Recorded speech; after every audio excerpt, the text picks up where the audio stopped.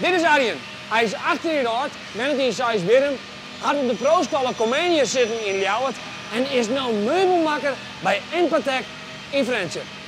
Hey Arjen, Hey, wat is dat jullie doen? wil je een kindermeubel te smarten? Kindermeubels. Oké, en mag ik je dan helpen? Natuurlijk, maar dan moet je wel even een jas gaan. Oké. Dit Joske? Ja. Oké, en wat die kant op? Ja. Oké. Nou, we beginnen kostjes smarten. Ja. We pakken eerst deze. Maar storten we wel even lim in van. Ja. En dit is gewoon erin. Dan hier een knip en dan draaien. Oké. Ja, kijk. Te vol aan, hè?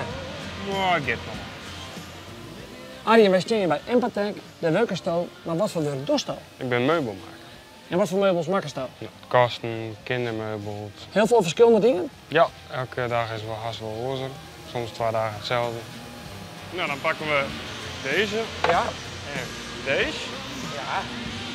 Dus Die mooi hierin. Oké. Maar dit is de zachte kant en dit is Ja, de hurk. Ja, en het ja. stipje maar boven. Dus die stipje maar die kant op. Boven?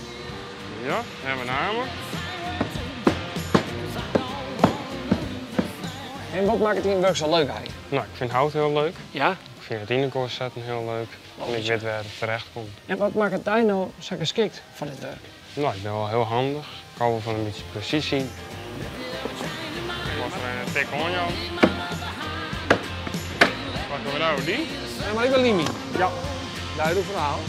Zetten we die hierop. En als er nou iemand van een orde pro-school die een beetje jonger is als jij, die denkt, ik wil naar Empatec.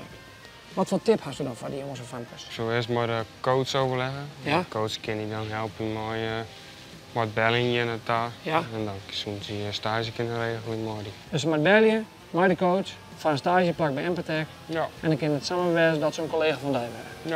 Dat is een goede tip, Arjen. Die moeten precies onderom. Op de kopje kant of nee? Ja. Ja? Ja. En dan zit hij vast. Nee, maar kun je zich gaan.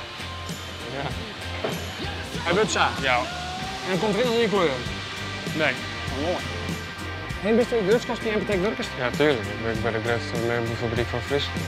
Ja, dan zoek ik Grutskast.